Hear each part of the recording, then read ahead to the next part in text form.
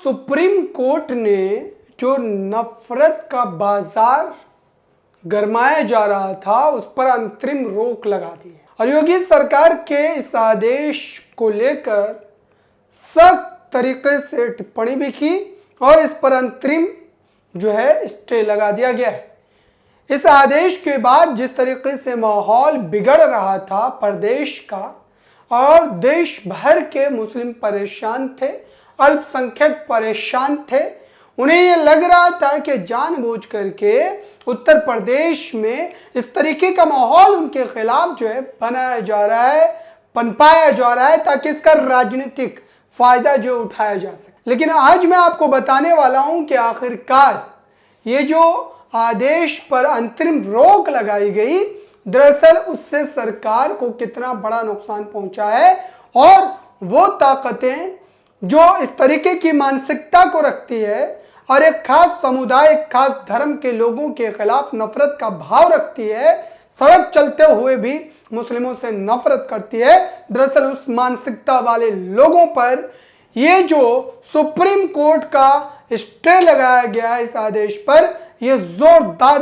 तमाचा है और ये बताता है कि इस देश में अभी भी लोकतंत्र जिंदा है और संविधान के उन तमाम मूल्यों का हमेशा से सम्मान रहेगा और आने वाले दिनों में भी अगर सरकार इस तरीके की गलती करती है और समाज को बांटने की कोशिश करती है तो फिर से सुप्रीम कोर्ट इस तरीके का ही जोरदार तमाचा वो अपने आदेश के, अपने फैसले के माध्यम से जरूर देने का काम करेगा। उत्तर प्रदेश में कांवड़ यात्रा रूट की फल फूल और होटल रेस्टोरेंट पर दुकानदार का नाम लिखे जाने के आदेश को चुनौती देने वाली याचिका पर सुप्रीम कोर्ट में सुनवाई हुई थी। मामले की सुनवाई के दौरान सुप्रीम कोर्ट ने अंतरिम आदेश जारी किया। आदेश के तहत कांवड़ यात्रा रूट पर दुकानदारों को पहचान बताने की जरूरत नहीं होगी। सुप्रीम कोर्ट ने कहा है कि दुकानदारों को केवल खाने के प्रकार बताने होंगे। उन्हें बताना होगा कि भोजनालय में शाकाहारी व्यंजन परोसा जा रहा है या मांसाहारी। इस मामले में सुप्रीम कोर्ट ने 26 जुलाई को सुनवाई की अगली तारीख निर्धारित की है। सुप्रीम कोर्ट के आदेश ने योगी आदित्यनाथ सरकार को बड़ा झटका दिया है।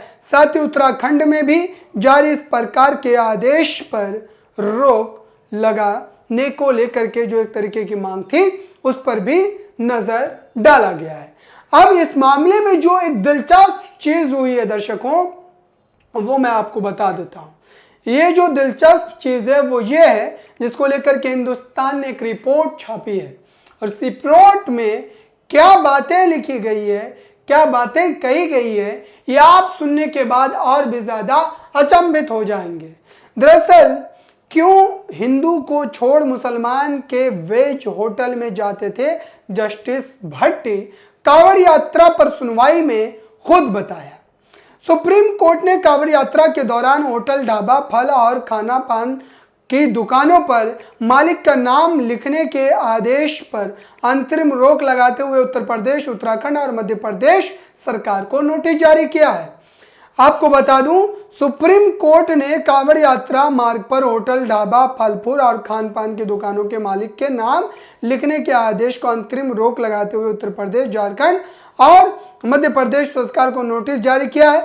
सावन महीने की शुरुआत हो चुकी है और कांवड़िया वो देश भर में गंगा समेत अन्य नदियों से कलश लेकर के जो उनकी एक मान्यता है उसको लेकर के निकल चुके हैं और इसी को लेकर के जस्टिस भट्टी ने बताया था कि वो मुसलमान के वेज होटल पर क्यों जाया करते थे, जिसके बाद अब इस मामले को और भी ज्यादा प्रमुखता से मजबूती मिलती है और इसी बात को लेकर के जो ये नफरत का भाव पैदा किया जा रहा है उस पर एक यूजर ने डॉक्टर मेराज हुसैन ने अपने एक सैंडल से पोस्ट किया है और लिखा क्या है यह आपको जरूर सुनना चाहिए। ये देखो नफरती चिंटुओं, मेरे परिवार ने ना मुझे भेदभाव की शिक्षा दी, नहीं मेरे गुरुओं ने।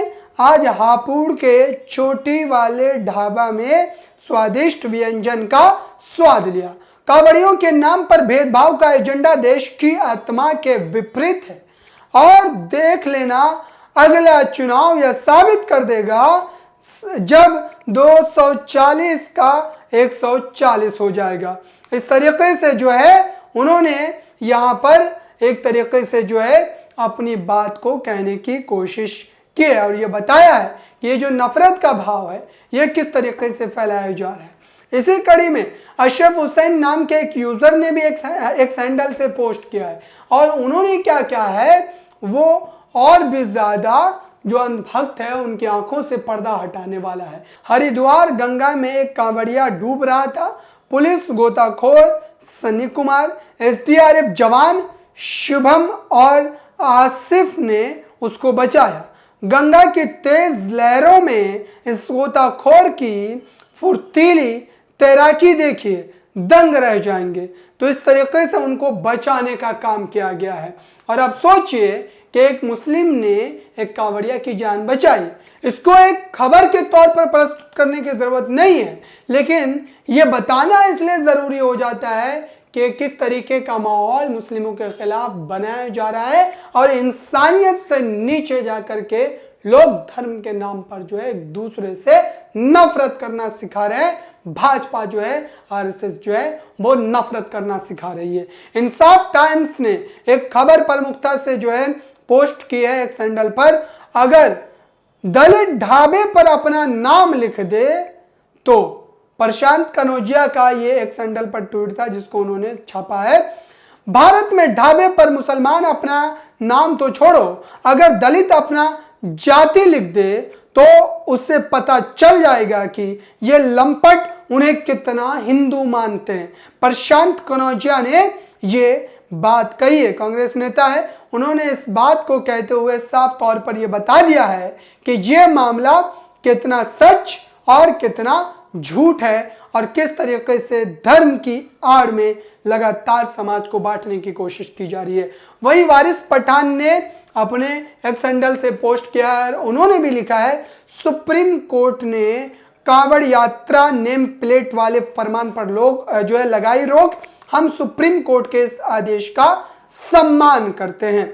सलीम भोजनालय पर कांवड़ यात्रियों की भीड़, नफरत फैलाने वालों को एक और जवाब। सलीम भोजनालय जिसकी वजह से ये माना जा रहा था, जो नफरती लोग हैं ये उम्मीद लगा रहे थे कि सलीम लिखा रहेगा नाम पर तो कांवड़ यात्री उनके दुकान पर नहीं जाएंगे, लेकिन वो धड़ल्ले से गए और बड़ी भीड़ उनकी दुकान पर लगा और इससे साफ तौर पर उनको मुंहतोड़ जवाब भी मिला है। वारिस पठान ने एक और पोस्ट किया, मुसलमान अपनी पहचान छुपाता ही नहीं है, हमारी तो पहचान यही है कि हम पक्के और सच्चे भारतीय मुसलमान हैं। हमारी तो पहचान यही है कि हम जिन्ना की टू नेशन थ्योरी को ठुकरा कर अपने महान देश भारत में जो है बाय बर्थ और बाय चॉइस रह रहे हैं। उन्होंने साफ तौर पर इस मुद्दे को उठाया और यह बताने की कोशिश की है कि नफरत का जो माहौल लगातार चल रहा था इसको एक बड़े तौर पर सुप्रीम कोर्ट के इस आदेश से झटका लगा है और भारतीय जनता पार्टी जो लगातार एक माहौल बनाने की कोशिश कर रही थी उसको पूरे तौर पर इस मामले में जो कहीं ना कहीं मुंह की खानी पड़ी है। अब सवाल यह पैदा होता है कि आखिरकार लंबे समय से जो आप देख रहे थे के बाद एक मामला जो गहराता चला जा रहा था वो साफ तौर पर दर्शाता है कि सरकार अब इस मामले में घिर चुकी है और सरकार अब बचने की कोशिश कर रही है। हालांकि जिस हिसाब से इसको मध्य प्रदेश की सरकार ने अपनाया था, उत्तराखंड की सरकार ने अपनाया था, उत्तर प्रदेश की सरकार ने अपनाया था, तीनों राज्यों में भाजपा की सरकार है और तीनों राज्यों में मुस्लिमों के खिलाफ, अल्पसंख्यकों के खिलाफ एक नैरेटिव, एक माहौल बनाने की कोशिश की गई थी जिसको सुप्रीम कोर्ट ने पूरे तौर पर खारिज किया, आदेश पर रोक लगाई। लेकिन अगली सुनवाई 26 जुलाई को है, उस पर भी हमारी नजरें बनी हुई है। क्या मुस्लिमों को लगातार निशाना इसलिए भी बनाया जा रहा है कि मुस्लिम अब अपने हक की आवाज को बुलंद नहीं कर रहा है, मुस्लिम अब अपने अधिकार की मांग को लेकर के सड़कों पर नहीं निकल रहा है।